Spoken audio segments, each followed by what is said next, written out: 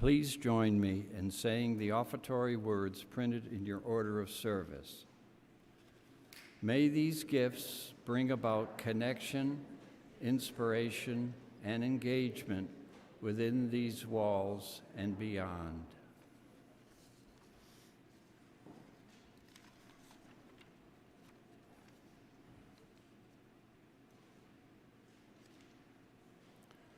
The reading this morning is from Notes on an Unhurried Journey by Reverend Jack Taylor, who was minister at this church from 1971 to 1996, and wrote this small book of meditations and homilies and like little sermonettes. This is on impossibility. There are few things as invigorating as impossible ideas. Take the most bland personality, add an impossible idea, and an amazing transformation will take place. The dull becomes exciting, the purposeless becomes directed, and the irreverent becomes imbued with a sense of their own significance and possibilities. Impossible ideas are everywhere, and they are free. Our friends have bountiful crops, which they would love to share. Our enemies will be happy to contribute in the full belief that their impossible ideas will do us no good. What wonderful things could happen if we would embrace that which, quote, everyone knows, unquote, is impossible. Our differences could be turned upside down and backward. Our dull and routine tasks might undergo transformations if we thought impossibly about them. Artists, teachers, philosophers, and radicals of all kinds exist for the care and feeding of impossible ideas. They have always been around with impossibilities, and they changed the world. The Queen of Hearts believed in 6 impossible things before breakfast. Good for her. It might be a better world for all of us if we did the same.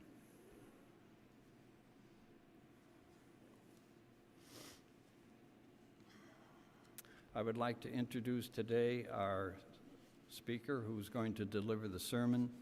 I will quickly read through his biography since he has done so much, and it's important to put an emphasis on his past.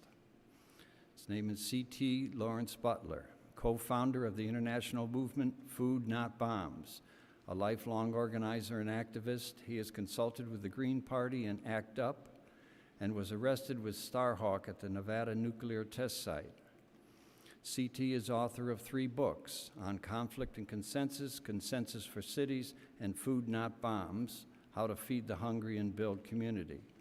He has led hundreds of workshops on consensus, better meeting skills, nonviolence, and how to start a food not bombs. CT is a vegetarian chef as well, currently baking bagels at Ithaca Bakery.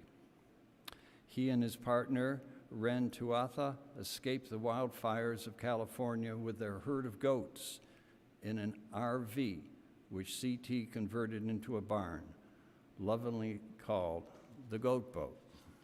So, a very interesting background to Mr. Butler.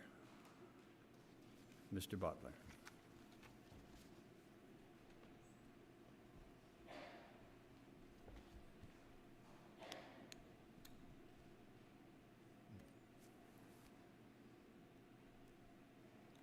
Good morning. I'd like to thank the First Unitarian Society of Ithaca for inviting me to speak here this morning. It's something of a milestone for me personally. As was mentioned, I've done a lot of public speaking and teaching workshops and whatnot in my past, but this will be the first public speaking event I've done in the last 10 years.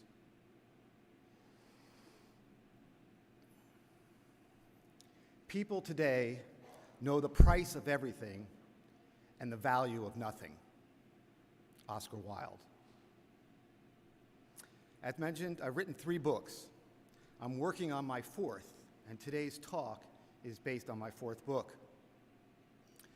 My first book is on consensus decision-making.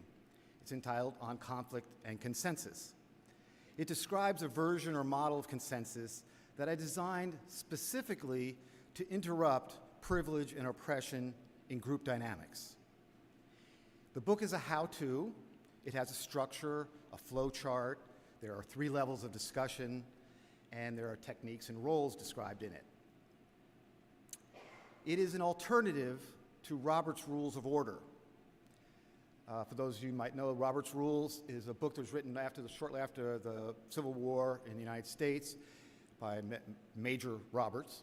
And in it is the process called majority rule voting or parliamentary procedure that most organizations in this country, most businesses, corporations, even the US government uses as their process. I'm offering an alternative, and sometimes it's called deep democracy. There are 2 major underlying concepts in my book. One is the shift from a power-based process to a values-based process. Majority rule is a power-based process. In essence, the larger group, the majority, will dominate and control the smaller group, the minority, if the minority in any way objects or disagrees with what the majority wants. Voting is a process that creates minorities. Voting uses power, the majority, to decide which proposal is going to be adopted. On the other hand, values-based consensus uses the group's common values to make decisions. A group using this process will have an existing list of their commonly held values and definitions for each of those values. The group then identifies the values inherent in a proposal they're considering to adopt. So they evaluate the proposal and look at what it supports or discourages in terms of values. And then, once that's done, the group compares the values inherent in the proposal with the existing common values held by the group. If the proposal matches the common values, it's adopted.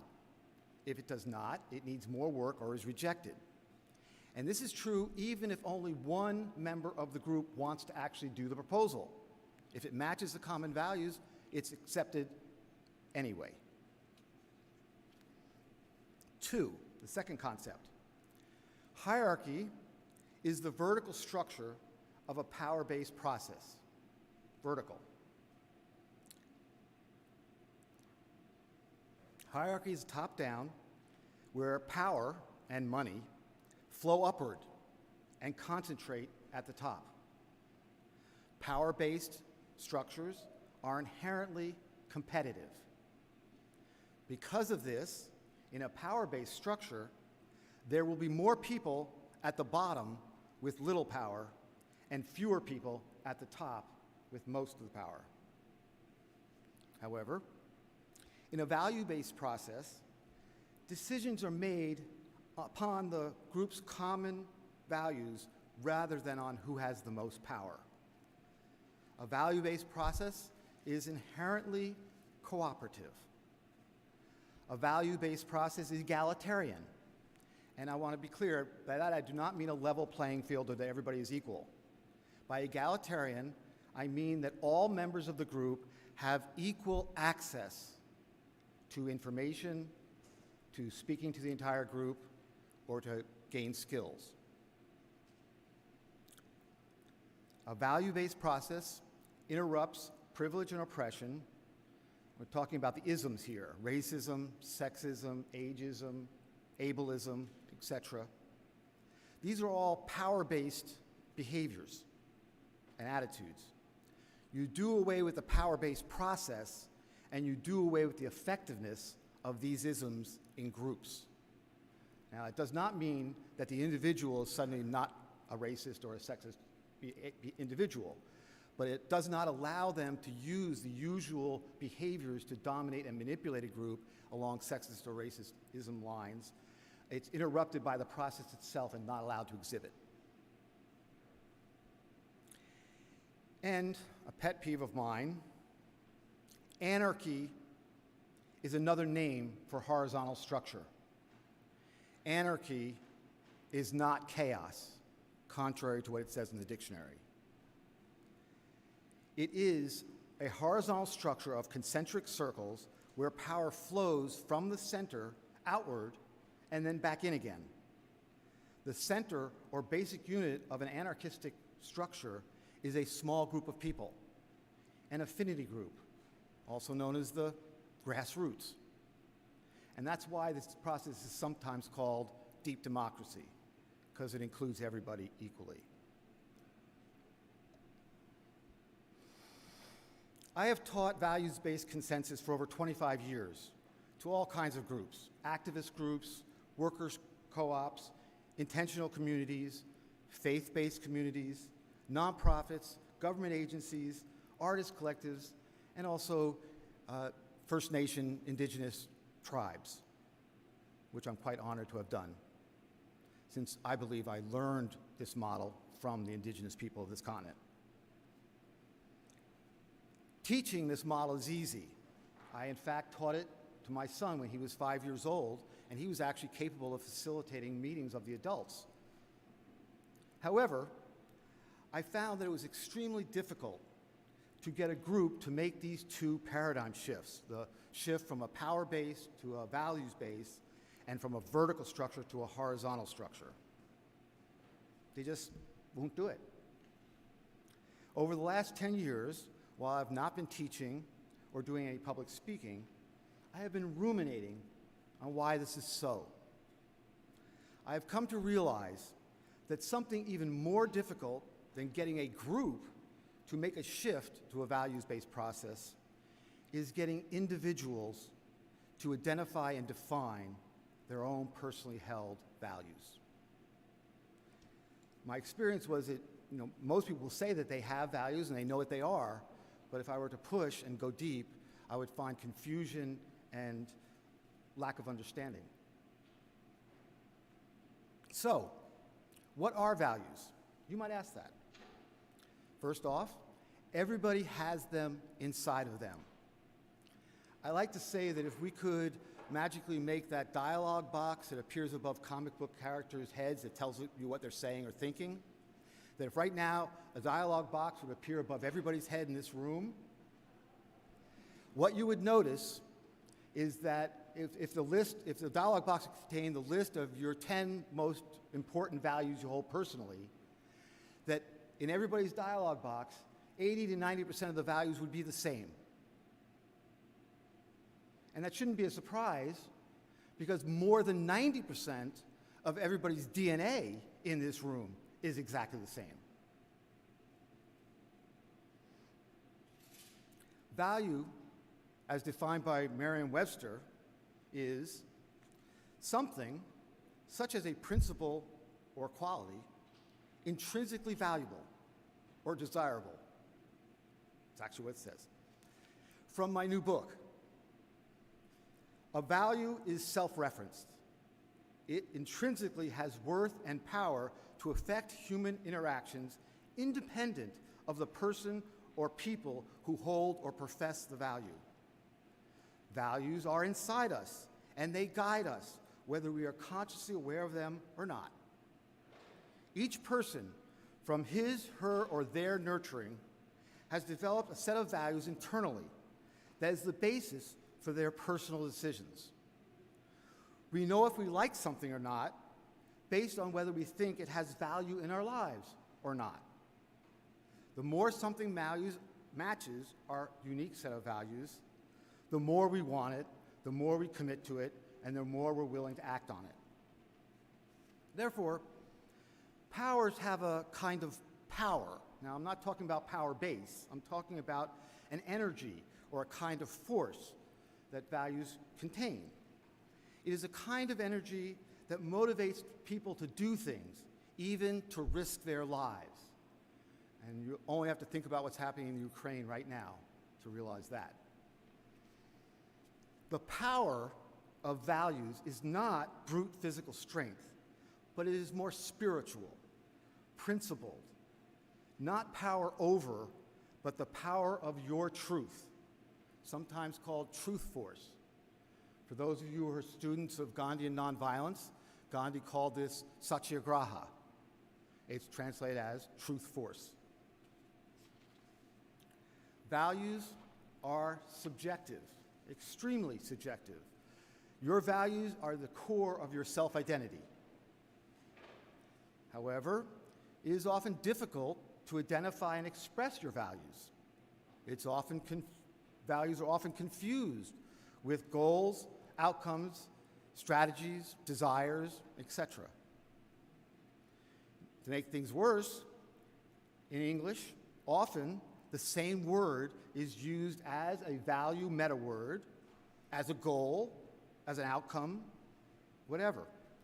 An example would be that if you were a reporter and you were in the locker room of a football team after they had just won the championship, especially at the college level, and you asked the coach, Coach, what's the secret of your team's success?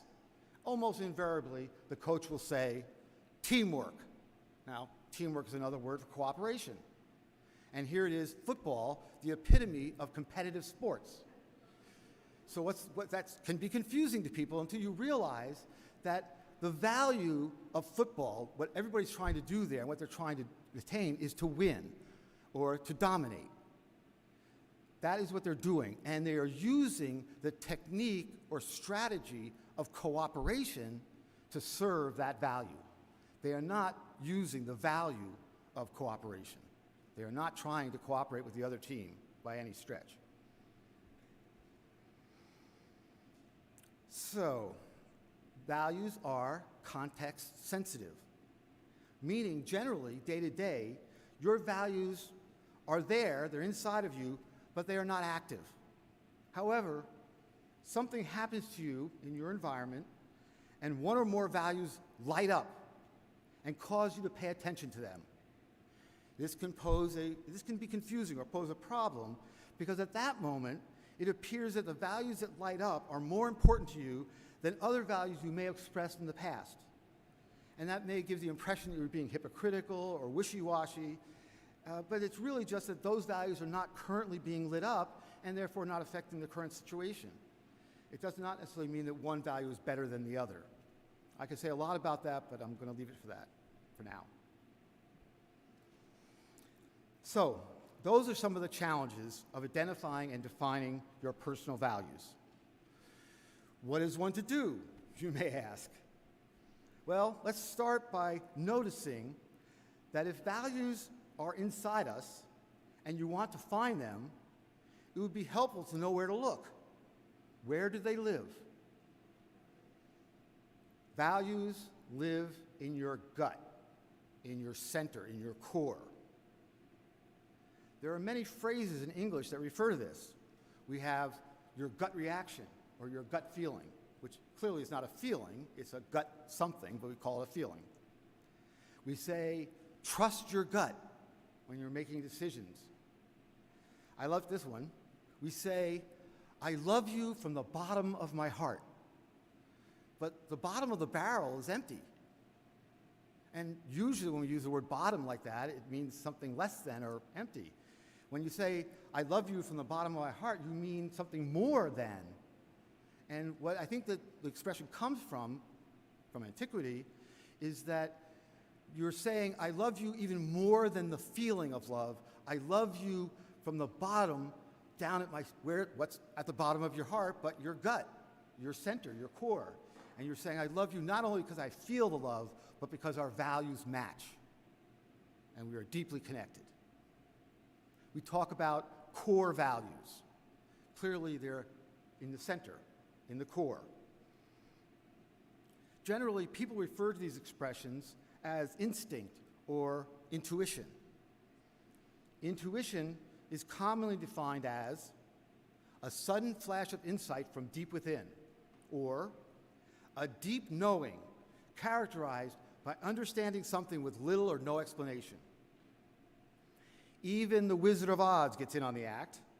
After all, the straw man's looking for a brain, the Tin Man wants a heart, and the lion wants courage. And where does courage come from but deep within? And of course, courage is a value. There is a growing body of neurological science evidence that thoughts live in your brain, emotions live in your heart, and values live in your gut. Knowing where your values live helps you find them and identify them and separate them from your thoughts and your feelings. For the past 2 decades at least, it has been popular to talk about the dynamics between the head and the heart. While this may have been somewhat helpful, maybe, I believe that it missed the boat. It is my thesis that humans are defined by their, humans are defined by their head, their heart, and their gut, their thoughts, their feelings, and their values. Trying to understand your feelings or accurately express your thoughts without being aware of the underlying values that define both your thoughts and your feelings, and who you are for that matter, leads to vague and inaccurate expressions of both thoughts and feelings and produces a great deal of miscommunication, the source of most conflicts.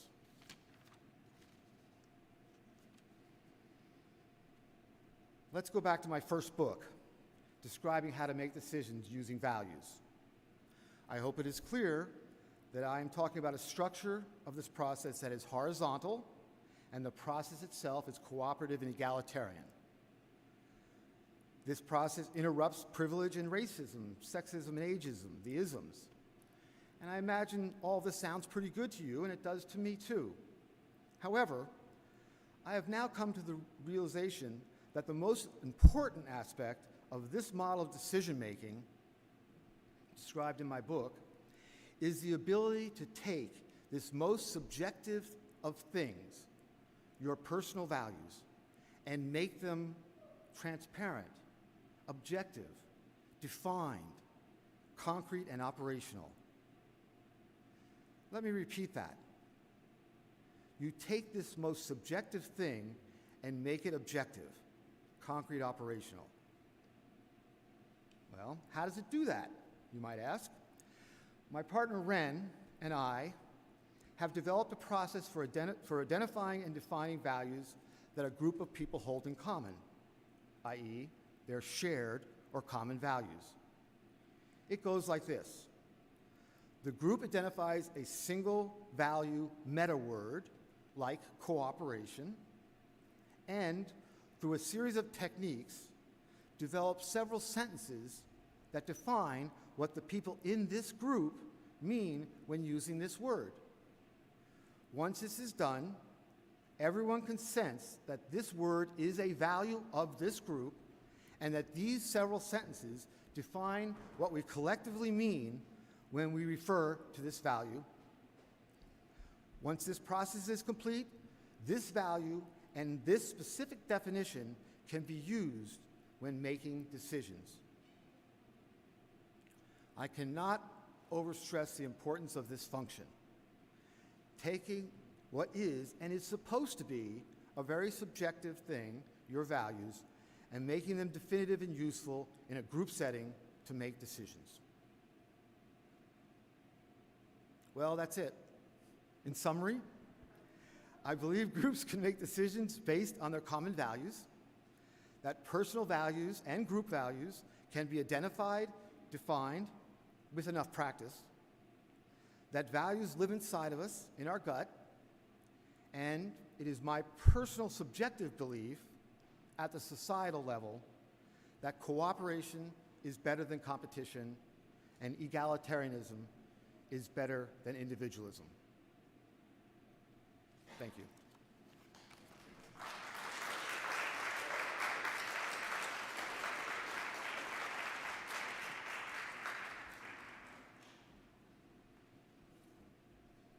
Our closing hymn is number 322.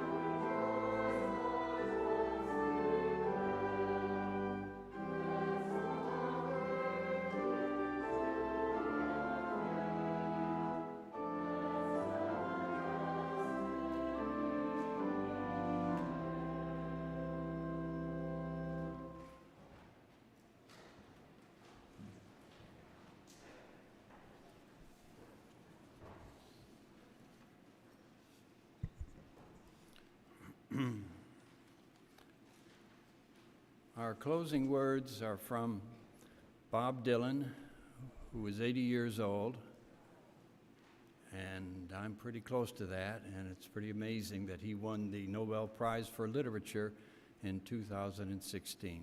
And he wrote this lyric to this song, and it's for all ages. May God bless and keep you always. May your wishes all come true. May you always do for others and let others do for you. May you build a ladder to the stars and climb on every rung. May you stay forever young. Forever young, forever young. May you stay forever young. May you grow up to be righteous. May you grow up to be true. May you always know the truth and see the lights surrounding you. May you always be courageous, stand upright, and be strong. May you stay forever young. May your hands always be busy. May your feet always be swift. May you have a strong foundation when the winds of changes shift. May your heart always be joyful. May your song always be sung. May you stay forever young.